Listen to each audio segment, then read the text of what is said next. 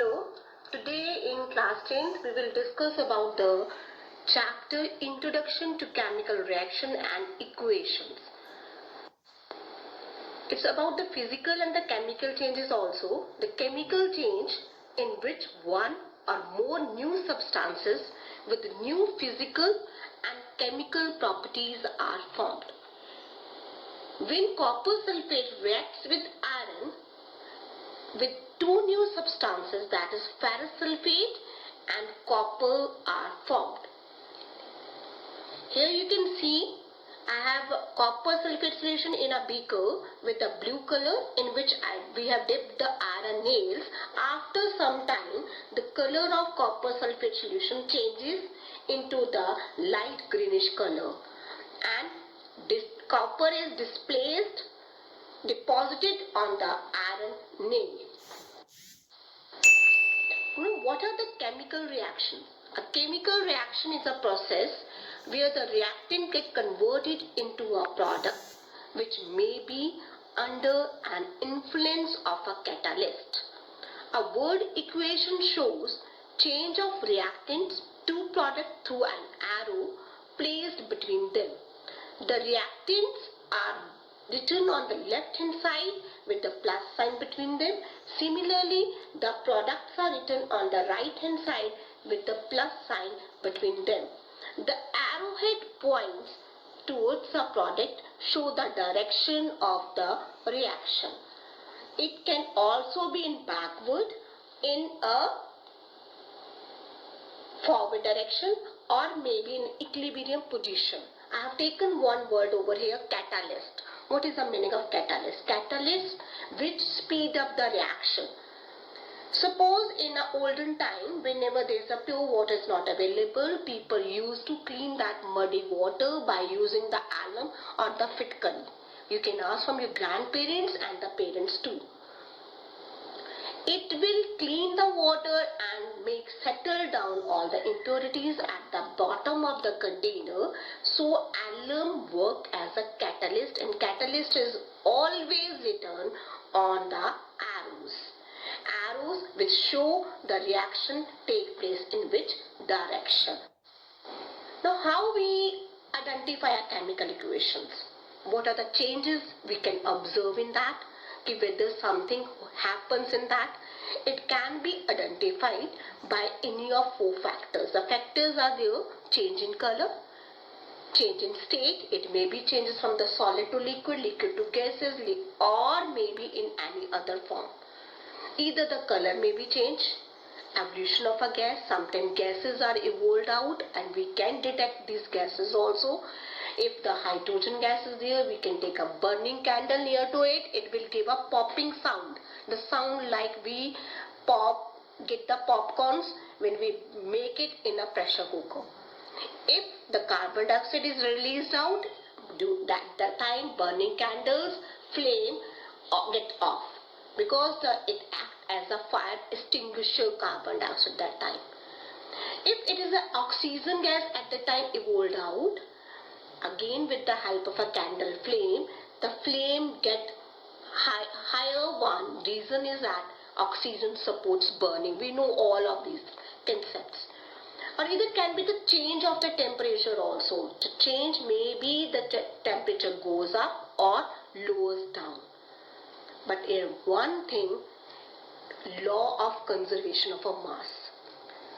Law of conservation of mass means, according to this law, matter can neither be created nor be destroyed in a chemical equations. The sum of the reactant must be equal to the masses of the reactant side must be equal to the on the product side. That is the meaning of law of conservation of a mass. Now, the reason is, see how we can write a chemical equations, how to write a chemical reactions. The chemical equations represent a chemical reaction when we call the formulas of magnesium, oxygen. When the magnesium and oxygen, they react together, they form the magnesium oxide. Magnesium oxide will not help if we are going to burn it will not give out the flame because of the layer of oxide get formed over here. and it will burn with a dazzling flame. If we want a clean flame from the magnesium oxide, we have to rub the magnesium with the sandpaper. Then it is able to burn. So reaction is given when the 3 hydrogen molecules react with the 1 hydrogen molecules. What it forms? It forms the ammonia, NH3.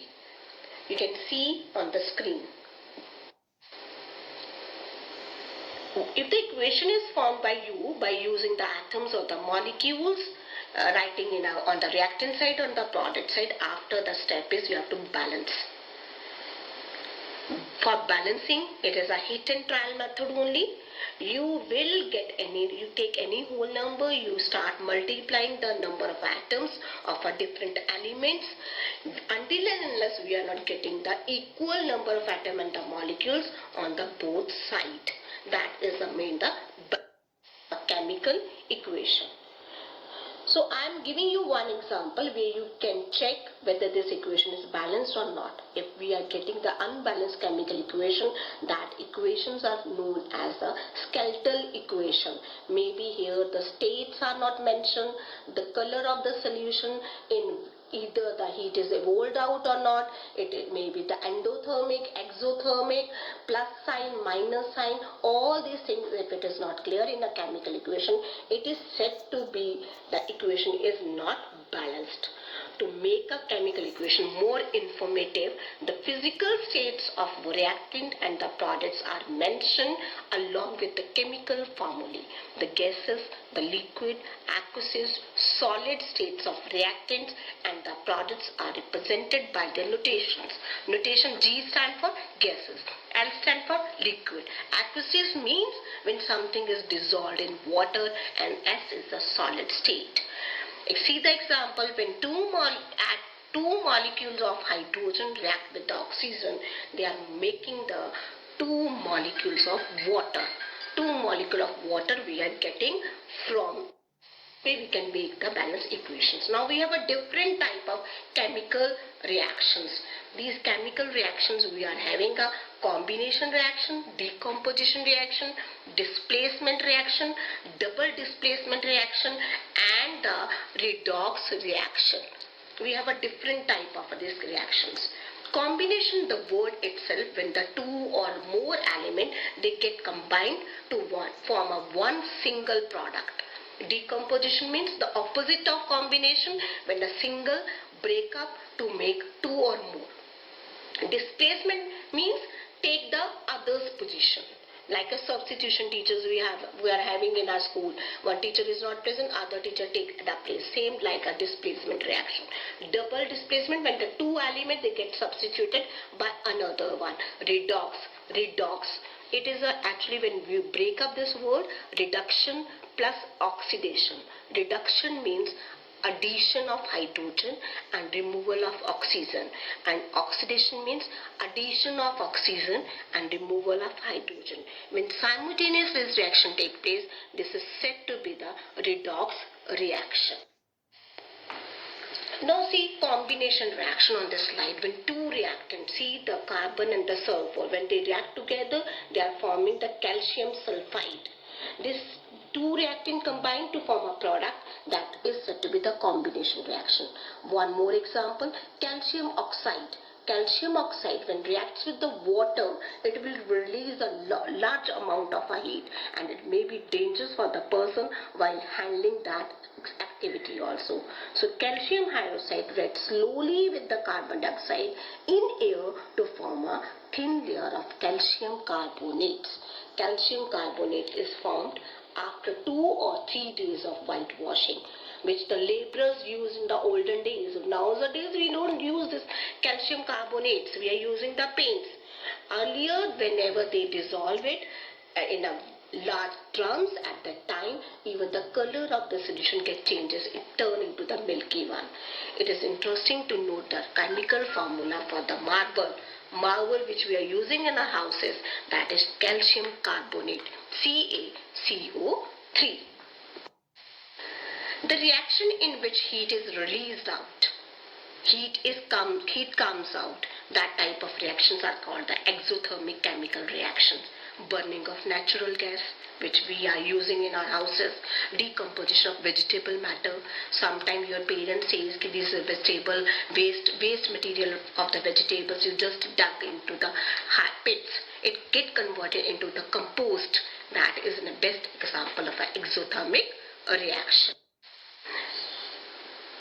Now we have decomposition reaction. When the products, this is reciprocal opposite of the combination. When the product break, see on the screen, it's an iron sulfate, FeSO4.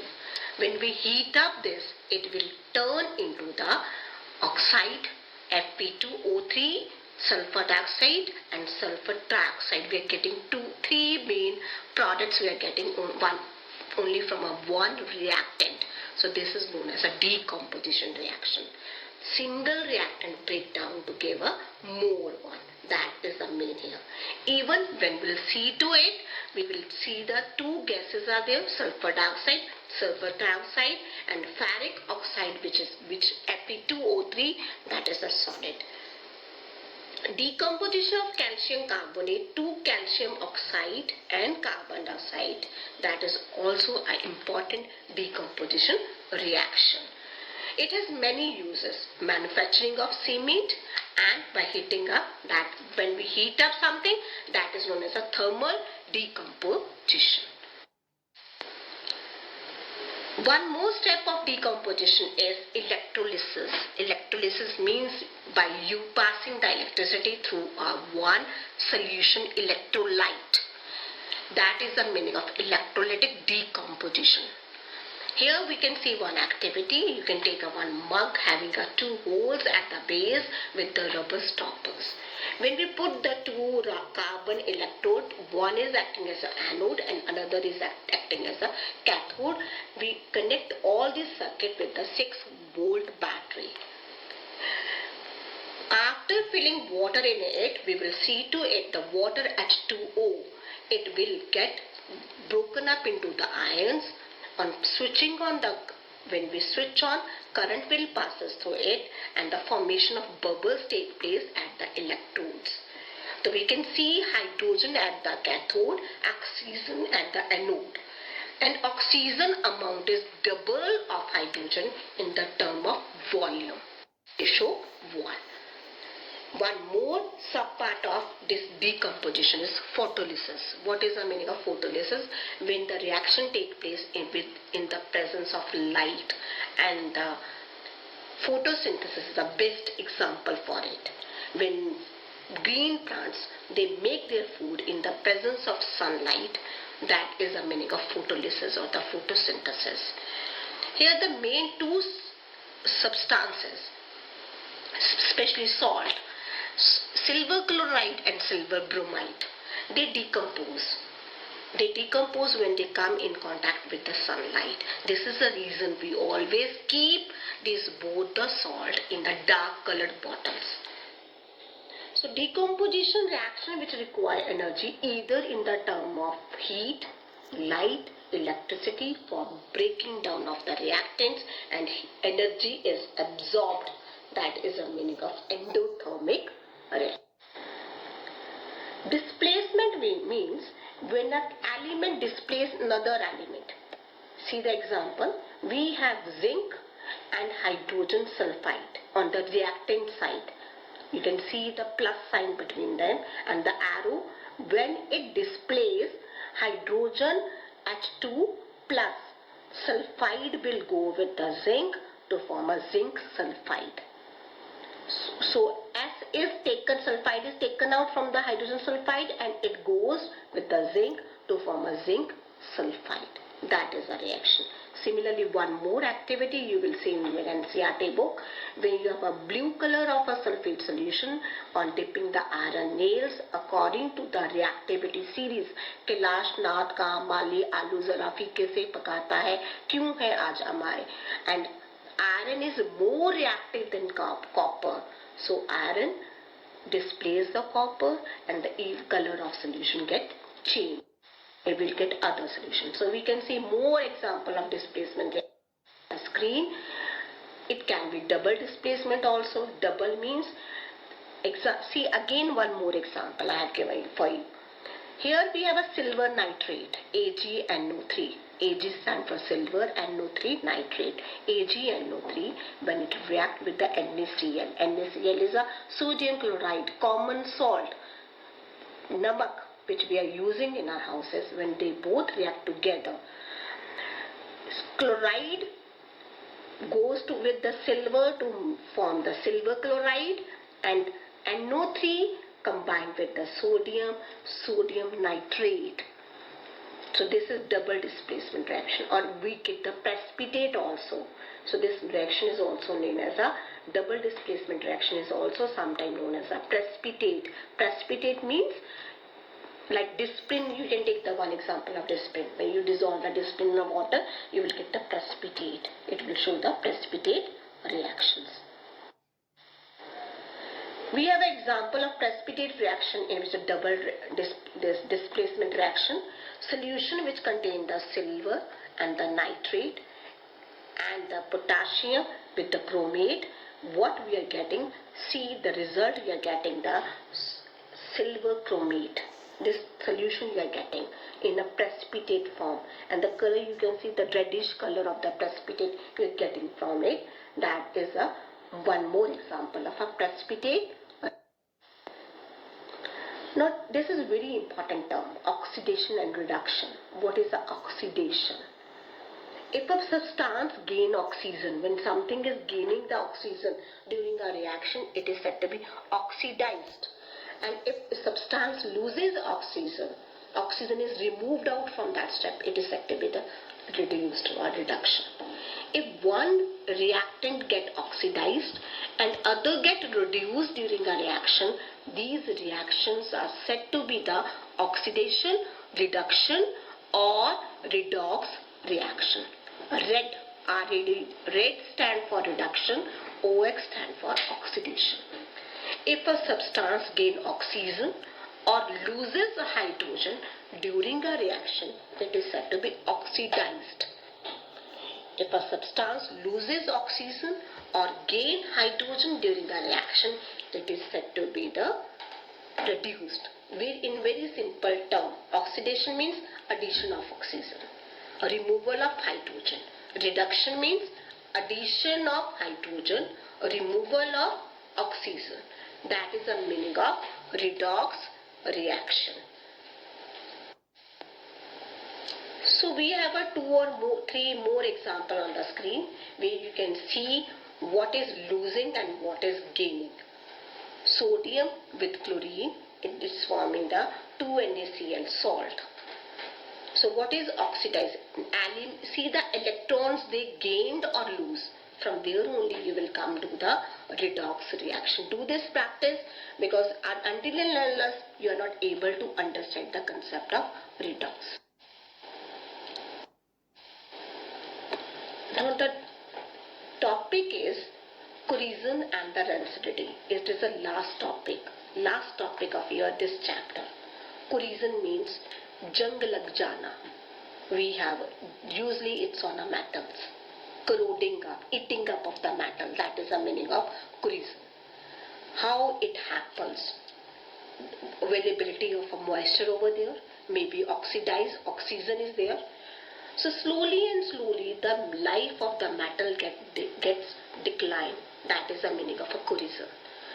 If from the spots you come to know, if you keep the iron things outside in a rainy season, you will get the dark brownish layer. If you keep copper, you will get green color. If you have a silver product in your houses, you will come to know a black coating on the silver. Maybe you have seen the piles of your mother. Silver jewelry, slowly it decomposed, turn into the black. So that means it corroded up, the life come. So cohesion caused damage to the car bodies, bridges, iron, railing, ships, all the things, objects which are made of metals. So it's a very serious problem. So we can prevent this. How we can prevent this? By oiling, by greasing, by annoyed.